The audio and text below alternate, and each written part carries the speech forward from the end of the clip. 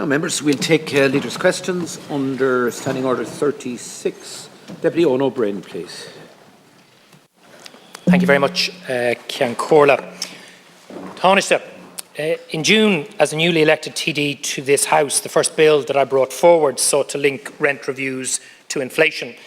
In that year, rents across the state rose by an alarming 14%, and in Dublin by 15%. Some families indeed were being hit with rent increases in the order of 20%. Unable to pay, they were forced into homelessness, and despite the growing crisis in the rental sector, you and your party colleagues voted down the legislation. Thanks to you, rents continued to spiral out of control. More families became homeless, working people were forced into real financial hardship, and those wanting to buy their own home were unable to save for a deposit. In response, Simon Coveney, the then Minister for Housing, introduced rent pressure zones. We told him on the floor of this chamber that that policy would not work. There were too many loopholes, it was impossible to police. We urged him instead to link rents to inflation. He ignored our advice, and in fact, on 5 separate occasions, you and your colleagues in the last government voted against rent certainty measures introduced by Sinn Féin and others on the opposition benches. And what happened? In 2018, rents rose by up to 10%, again, in many cases in areas where the cap was 4%. The same happened in 2019, and every year since then, rents have continued to rise. In fact, thanks to Fine Gael and the last government, supported by Fianna Fáil, the average renter today pays more than €4,000 more a year in rent than they would have done if you had accepted our legislation. Of course, by the end of 2019, it was clear that emergency measures were needed. In fact, rent certainty was no longer the appropriate response. It was time to ban rent increases. But again, when Sinn Féin brought forward legislation to halt runaway rents, you opposed that too. In fact, the government's response at the time is it would deter supply. And yet what happened? Rents continued to rise, yet landlords in their droves left the market. In fact, we've lost, by net figures, 20,000 rental properties in the last 4 years. At the same time, we urged you to invest in large-scale, affordable cost rental accommodation. We weren't the only people to do that. The Housing Agency urged you to do it. The National Economic and Social Council, a function of your then office, urged you to do it. And yet, remarkably, not a single affordable home to rent or buy was delivered through any central government scheme in the lifetime of the last government. That was when you were Taoiseach, Leo. Rising rents and falling supply. That is the Fine Gael way, and as it was then, so it is now under this coalition. Micheál Martin may be Taoiseach, but Fine Gael still dictates housing policy. The targets for affordable housing delivery in the new housing plan are embarrassingly low. And worse still, you have given large landowners an exemption on providing any affordable homes up to 2026. Any developer applying for planning permission for the remainder of this government will not have to provide a single affordable home on their land. And meanwhile, your decision to link rents to inflation is too little, too late. We warned the Minister for Housing of this some months ago. He ignored us. Inflation is running at 3%, and economists are saying it will rise even further. So, Taoiseach, my questions, given your abject failure in housing policy, are very simple. Will you urgently introduce a ban on rent increases for 3 years? And will you support the Sinn Féin bill tonight to ensure that all private housing developments include 10% affordable housing as well as 10% social housing for the remainder of your time in office? Thank you, Deputy O'Brien. Taoiseach, please. Thanks, Deputy. Governments change policies as facts change. Sometimes policies change. And in this case, we had a change of government. And this is a different government. It's a new government involving 3 parties. My party, Fianna Fáil and the Greens. And some of the policies of this government are different to the ones of the past, and as they should be. And among the reforms that we've made to help people who are renting is the introduction of a rent freeze in real terms. That means that rents can only increase by the rate of inflation or less, as measured by the harmonised index of consumer prices. And the logic behind that is, first of all, to protect renters, to make sure that rents don't rise quicker than prices in general and don't rise quicker than incomes, and that's important. But in doing so, we do have to strike a balance. You pointed out yourself in your own remarks that the number of rental properties available in Ireland is falling. Landlords are leaving the rental market. And bear in mind, most landlords, and I'm not one of them, only owns one property or two. 86% only own one property or two. So we need to balance that too. And one person's rent is another person's income. It might be their pension, might be how they pay the mortgage.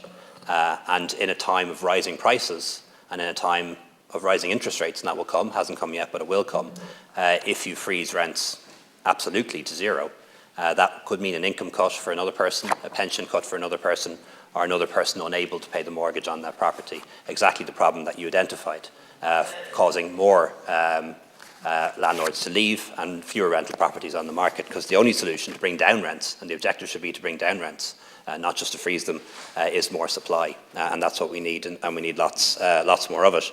I acknowledge that it is the long-standing position of you and your party to link rents to inflation. You were for that before you were against it. Now you're against it. As is always the case, once something is done, it's never enough. You want to do more, the consequences don't matter. But we have done that now, and rents are now frozen in real terms, and that will make a real difference for people who have seen rent increases of 5% and 10% and 15% in the past. They won't see them anymore, and I think everyone in this House should welcome that. And it needs to be in place at least until we see a step change in supply, because that's what will allow rents to stabilise properly and hopefully fall in the years ahead. In terms of cost rental is now a reality. We have the first homes available under cost rental. Some were built in Enniskerry Road in Dunleary. There's a plan to do so in Emmett Road. There's also those that have been provided in North County Dublin. And that came as a result of a decision taken by Eoin Murphy as Minister to pursue the cost rental policy. You talked about it. We've done it. And now for the first time, those properties are available for people. And we're going to need a lot more of them. It's a new thing. It's not something we've ever done in Ireland before, at least not by government, but it is something we're very committed to. And I think it can make a real difference, providing cost rental properties, enabling people to rent at much lower than commercial rates.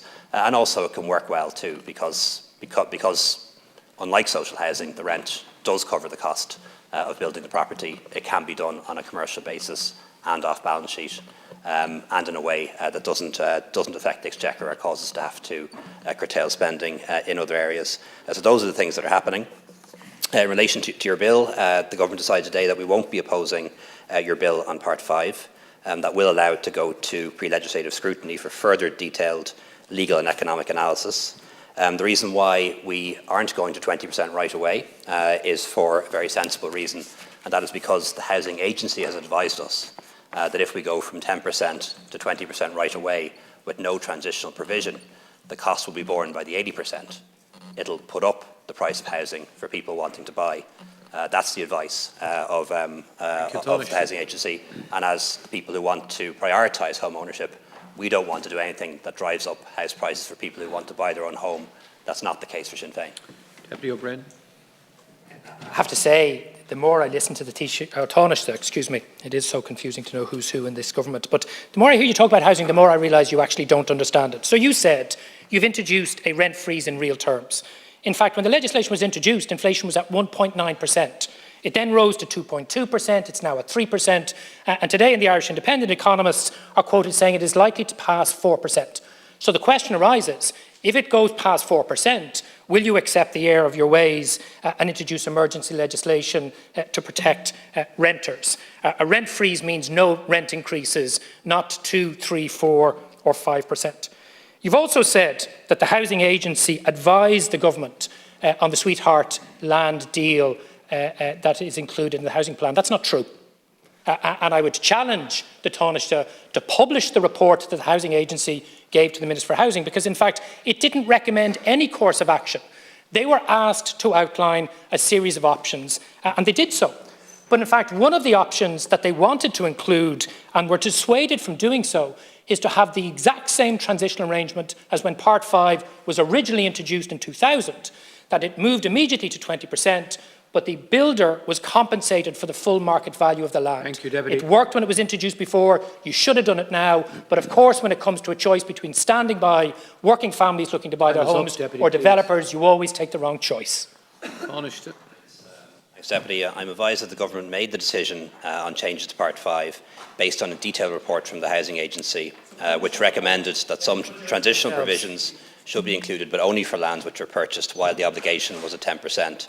Land purchases before 2015 or after July 2021 will be at 20%. You supported that bill at the time. You were for it before you were against it. A little bit like linking rents to inflation. You were Too for it little, before too you were late. against it. Rents are rising too dramatically. What happens, Deputy, is any time Under your government, Tánaiste. Mr. Madigan need not be concerned. This is the regular pattern of Sinn Féin. Truth hurts, really, really hurts.